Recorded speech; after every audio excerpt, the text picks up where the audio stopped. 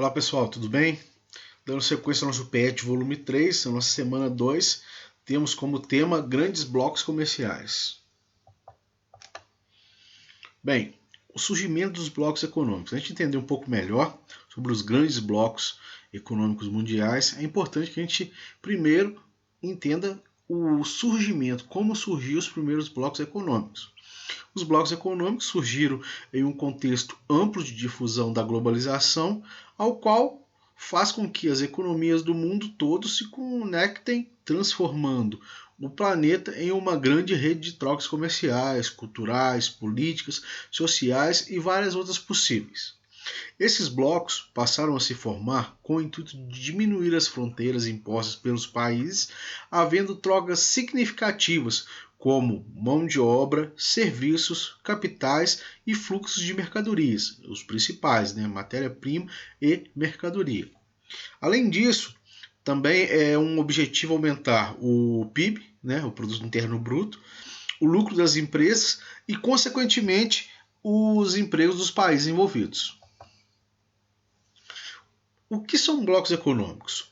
Os blocos econômicos são blocos comerciais, ou blocos comerciais também, como são conhecidos, são conjuntos de estados que compartilham um tipo de acordo intergovernamental. Muitas vezes, parte de uma organização intergovernamental onde as barreiras ao comércio são reduzidas ou eliminadas entre os estados participantes. Lembrando que esses estados que estou me referindo aos países. Os blocos econômicos compreendem a formação de mercados regionais entre países e a fim de dinamizar e integrar a economia dos seus membros, através da livre circulação de mercadoria ou da redução de impostos cobrados em importação. A tendência para a criação e difusão de blocos econômicos em todo o mundo aconteceu após o término da Guerra Fria, mas a sua prática começou a ocorrer após o final da Segunda Guerra Mundial.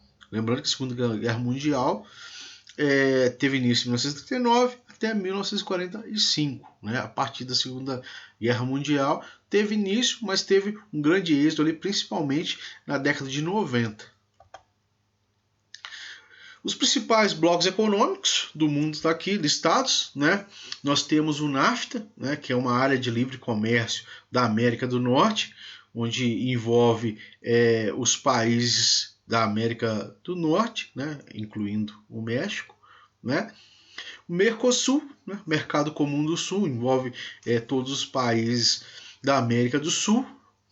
Temos o CAN, conhecido como Comunidade Andina, como o próprio nome diz, envolve os países da América Andina, ou seja, os países próximos à Cordilheira dos Andes ali, ou conhecido também como América Andina. Nós temos também o CARICOM, que envolve a comunidade do Caribe. Temos um grande bloco também, o maior bloco do mundo, da União Europeia, que está presente na Europa.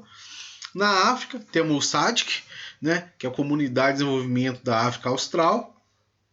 Na Ásia, temos o ASEAN, Associação de Países do Sudeste Asiático.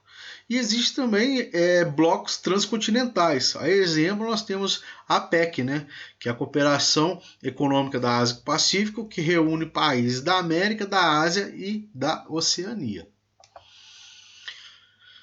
Inicialmente, os blocos econômicos eram tratados como um contraponto, uma oposição à globalização. Imaginava-se que a formação iria potencializar as dinâmicas comerciais em nível regional e enfraquecê-la globalmente. No entanto, hoje sabe que os blocos econômicos são, na verdade, um dos principais elementos que proporcionam a instrumentalização de uma economia em nível global.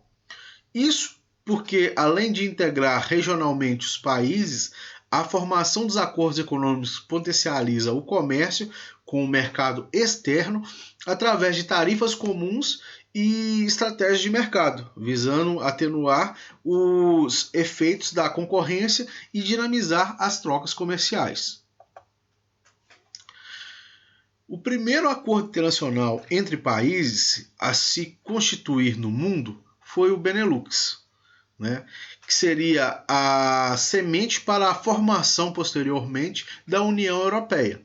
O Benelux consistia na união comercial com a redução de tarifas aduaneiras entre Bélgica, Holanda e Luxemburgo. Entre os países do bloco econômico do mundo, podemos citar a União Europeia, a Comunidade dos Estados Independentes, o NAFTA, a PEC, ASEAN e Mercosul, entre muitos outros. Esse Benelux, né, podemos observar que seria o quê? As iniciais, né, da sigla de cada país. Bélgica, o B. Holanda seria o nome em inglês da Holanda, né, que é Netherlands. Então, NE. E Lux, de Luxemburgo. Benelux. Daí surgiu o nome. Aí nós temos um mapa aqui, onde mostra os principais blocos econômicos do mundo, né? A gente pode observar até a coloração, né? Nós já falamos anteriormente os principais. Aqui nós temos o NAFTA, como eu falei, América do Norte, temos o CARICOM, temos a Comunidade Andina, né? Que envolve os países da América Andina, como é chamado, uma outra subdivisão do continente americano. O Mercosul, né?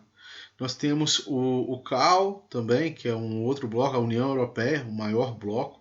Temos a Comunidade dos Estados Independentes, o ASEAN, né? Vermelho. Temos o Fórum das Ilhas do Pacífico também, que não deixa de ser um bloco também, entre outros, né? Bem, uma síntese dos principais blocos econômicos do mundo.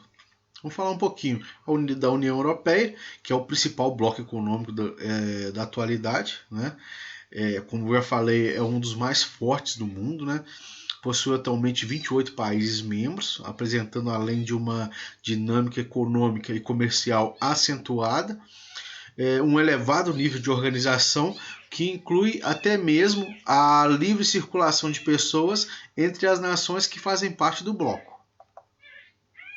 Temos também a Comunidade de Estados Independentes, né? A CEI, como é chamada também, é a formação econômica constituída pelos países que faziam parte da antiga União Soviética, com exceção da Estônia, Letônia e Lituânia, que nunca fizeram parte desse bloco, além da Geórgia, que deixou o grupo também em 2009. A organização desse bloco se deve ao fato de que, quando a União Soviética surgiu e industrializou-se, ela interligou o comércio e as indústrias entre diversas repúblicas que compunham, o que deixou extremamente interdependentes entre si. Dos blocos da América, né, podemos citar o NAFTA, né, seria uma sigla em inglês, traduzindo seria Tratado Norte-Americano do Livre Comércio, integrado apenas pelos 3 países, Estados Unidos, Canadá e México. O bloco foi criado em 1993 para fazer frente à União Europeia. Sua organização se dá através do livre comércio. O Mercosul, né, o Mercado Comum do Sul, foi criado em 1993 e envolve alguns países da América do Sul, como Brasil, Argentina, Paraguai, Uruguai e Venezuela, enquanto Equador, Chile, Colômbia, Peru e Bolívia participam como membros associados. Temos também os blocos econômicos, a classificação deles, né, o tipo, né, dos blocos econômicos, né. Temos zonas de livre comércio, união aduaneira, mercado comum, né, união econômica e monetária, né. Então, a gente foi dividido em 4 tipos, dos principais tipos de blocos econômicos. O primeiro seria zona de livre comércio, onde há uma redução ou extinção de tarifas aduaneiras entre países de um mesmo bloco econômico. Nesse tipo de acordo, não se inclui outros elementos, como a adoção de uma moeda única ou a livre circulação de pessoas. A exemplo, nós temos o NAFTA. Temos também a União Aduaneira, né, onde há a inclusão da zona de livre comércio incrementada das tarifas externas comum, a TEC, né, como é chamado, que os países membros adotam as mesmas tarifas para exportação e importação, né? A exemplo, nós temos o Mercosul. Já o mercado comum, há uma avançada integração entre os países que fazem parte de um mesmo bloco. Visa, além da eliminação de tarifas aduaneiras, a integração total em circulação de bens, mercadorias, capital e pessoas. A exemplo, nós temos a União Europeia. E por fim, nós temos a União Econômica e Monetária, né, que é quando os países do mesmo bloco adotam uma moeda única e a circulação livre entre eles. A exemplo, nós temos a União Europeia, né, chamada também da zona do euro, porque todos os países têm como moeda principal o euro.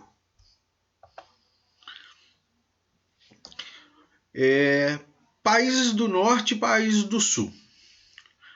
O fim das disputas ideológicas entre os blocos capitalistas e socialistas tornou diferenças socioeconômicas entre os países mais evidentes. Surgiu então um novo conflito marcado pelas contradições entre países do Norte, considerados os países ricos ou desenvolvidos, e os países do Sul, considerados países pobres ou subdesenvolvidos.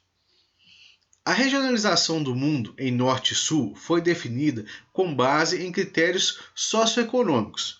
Não se deve confundi-la com a divisão do mundo em hemisfério Norte e hemisfério Sul, definida pela linha do Equador.